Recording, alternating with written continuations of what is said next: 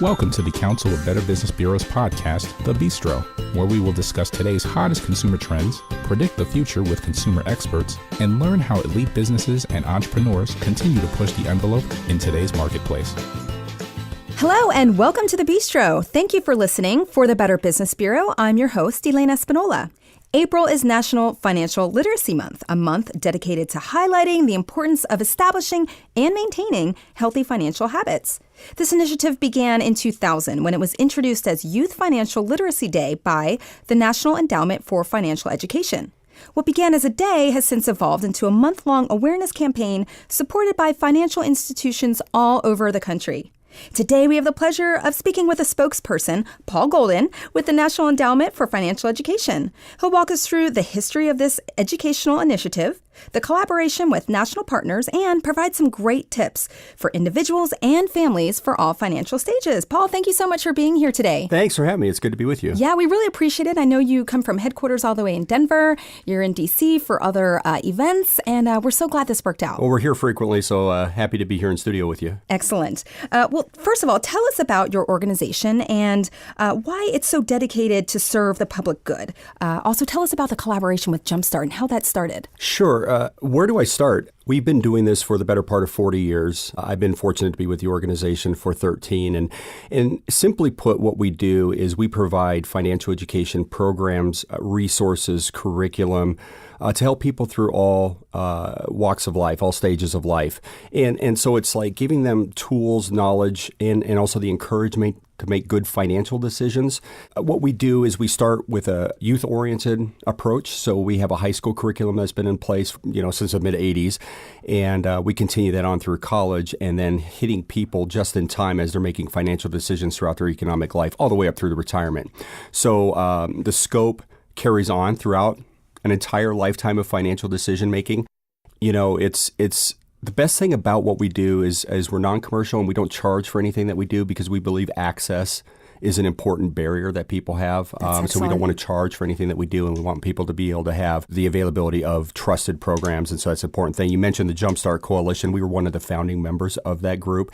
And that's a really great example of how organizations are coming together to collaborate on this initiative. Jumpstart is youth-focused, so it's got K through 16 background behind it. But what it is it's a coalition of organizations made up of for-profit, nonprofit, government entities who are all wholly focused on helping youth be better prepared to make financial decisions. So we're proud to be part of that organization as well. Yeah, that's excellent. And of course, it all kind of starts as a young person and a young teenager, an adult learning financial literacy. It's probably not best to try and figure it out when you're 25. Well, you're right. It has to. We don't want kids to learn by the school of hard knocks. And so what we try to do with our high school program is give them foundational knowledge. The important thing that we need to say is that you can't just sit a high school student down in one offering and say, here's everything you need to know. It has to be ongoing. It has to be continuous. With youth, we're seeing struggles nationally with making sure that kids have access to this type of education in schools, and so we need to up our game there. We don't really have a national strategy in place, and it really becomes focused on what each state is doing. And maybe there's not even a defined strategy in each state. Right. So it really comes down to like teachers, right? And recognizing the importance of giving their kids access to this education and stepping up and doing it. But then they got to find materials that they can trust. And they also have to be comfortable with the materials as well. Right. So with the education. Absolutely. And it may not be part of their curriculum as they have a whole other set of state standards to go by in the school system. And you talk about finding that really great material, and going to your organization is a great place to find that non-biased material. Well, we hope so. And that's what we want to do, is we want to give them the tools, but there's really no model for this. It could be math teachers, social studies teachers, after school programs, business teachers. It really kind of runs the gamut on who teaches it. One of the things that we do is we're a big research shop. In addition to providing the programs that we do, we also conduct a lot of academic research to really investigate the challenges and barriers to getting education out there. And we did a youth study of K through 12 teachers, and we asked them, are you teaching personal finance? And if not, why? And the number one, only 20% felt comfortable teaching personal finance because of their own understanding of the subject matter. Interesting. So it's like, well, we got to overcome that barrier. So not only do we have to give teachers a trusted, vetted curriculum, we also have to train them so that they feel comfortable in delivering that to their kids, but then also maybe they can manage their own finances a little bit better as well, too, because it's a big thing. Sure. It's like experience and confidence comes from being able to just do it yourself in your everyday life. Absolutely. And so for anyone listening to this, a parent, for example, they're thinking, well, geez, my child actually might not get the best financial education in the school. As a parent, what can I or what should I be doing? Yeah, and that's the sad thing is that we can't rely on the fact that our kids are going to get access to this. There's actually a couple recent studies out there. Champlain College out of Vermont is one of them that looked at state-by-state initiatives and kind of assigned a letter grade to what each state is doing, and there was a lot of states that were designated as failing. I think that's a little unfair. I don't think that tells the whole picture because, even within those states that have an F grade, and I'm doing air quotes, is that there are teachers who are really stepping up and looking to deliver that education. With that said, as a parent, and I've got 2 young kids, I've got a preteen and a teen, we cannot just assume that they're going to get access to this, so we got to up our game. Other research we've done shows that parents have the most influence over their kids' decisions, and that comes more than having access to a class or having like a part-time job or some form of income that they can manage. So what we have to do as parents is we got to talk to them often, early. We don't want to lecture them, and we want to bring them into our household finances and show them how we interact with money. And that's the challenge, is we live in a cashless society. That's a good point. And I think it was probably easier to teach kids tangibility of money when it was like, okay, and I think we should still do that when they're young, coins in a jar so you can see it amassing and building, and it just shows that you're actually achieving goals. But when it comes to electronic tapping and swiping and going to the ATM and punching in numbers and money comes out, especially young kids, they just don't have that sense of how that whole process works, and so it's such a little good point. It's a little tougher, and so an allowance is a good tool, but just how you interact daily with money, just talk to your kids and don't lecture them, because obviously everyone tunes out when they're getting lectured. Sure. Great advice on all of it, especially not the lecturing. But it's interesting you say that. It's a good perspective, and we don't always think about it in that way. I have kids that are a little bit younger than yours, and my little one will say things like, put it on the credit card. She doesn't know what she's talking about, but she just thinks, here's the card, you get it. Yeah. And she doesn't really have an understanding. And like you said, if there were dollar bills, she would see them go away when we hand it over. And very interesting. Think about even if you didn't talk to her or give her lessons, she's still watching you. Right. So if you're at a store with your young child, and I've done this before, and I've been guilty of this before, it's like, oh, Dad, I want this. Son, that's a want, not a need, blah, blah, blah. And then I buy something that is a want, not a need. I've set an example, even though I didn't say anything. So we have to be mindful of that, and that even if we're not talking to our kids, they're watching us. Great point. They're watching us pull out the credit cards. They're watching us hit the ATM, and Great point. So just be thoughtful. I think the best thing that we can do is role model, set a positive example, and that's good for us too, right? Sure, absolutely. Well, listen, you talked about some of the partnerships you have, the nonprofit partnerships like the American Red Cross, Habitat for Humanity, and some others. Tell us how important these partnerships are on a national level to kind of get this message across, and how they provide resources to people, of course, all over the country. It's something we're very proud of, is the partnerships that we've had. We talked about Jumpstart and how we're one of the founding members of Jumpstart, and just so happy to be part of that collaboration of organizations that is youth-focused.